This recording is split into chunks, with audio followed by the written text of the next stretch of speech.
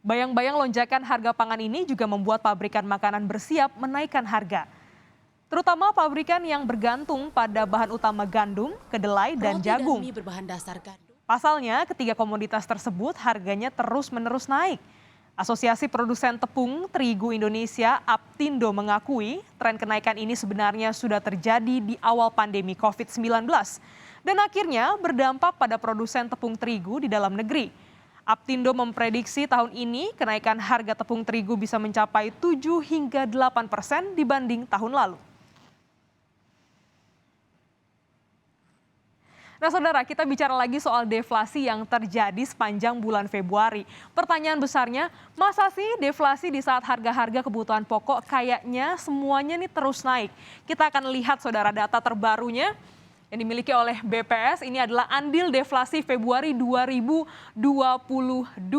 Ini merupakan data terbaru dari Badan Pusat Statistik atau BPS. Kita belajar dulu, kita mengenal dulu apa yang namanya deflasi. Ini merupakan kondisi saudara di mana harga barang-barang ini cenderung turun ya, dan nilai mata uang ini menguat begitu, nilai uang ini bertambah. Ya, ini kita lihat bagaimana di bulan Februari yang terbesar adalah kelompok dari makanan, minuman, dan juga tembakau, nilainya adalah 0,22%. Ya, jadi kita lihat kalau kita ingat lagi saudara di bulan Februari ada kelompok terbesar yaitu makanan minuman, jenisnya adalah makanan, minuman, dan tembakau adalah minyak goreng. Jadi terhitung minyak goreng ini punya andil sekitar 0,11% terhadap deflasi. Angka ini jadi indikator bahwa kebijakan penetapan harga eceran tertinggi yang berlaku 1 Februari kemarin ini berdampak. Hanya saja ya kalau kita lihat di lapangan masih ada yang susah menemukan minyak goreng. Nah ini distribusinya yang harus diperbaiki ya, harus diperhatikan, masih perlu perbaikan di sana sini. Penyumbang deflasi lain adalah telur ayam 0,1% dan daging ayam ras memiliki andil 0,06%.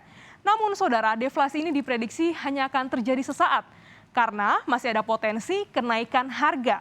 Pasalnya kalau kita lihat inflasi inti masih terjadi kenaikan. Saya ajak Anda untuk melihat inflasi inti saudara.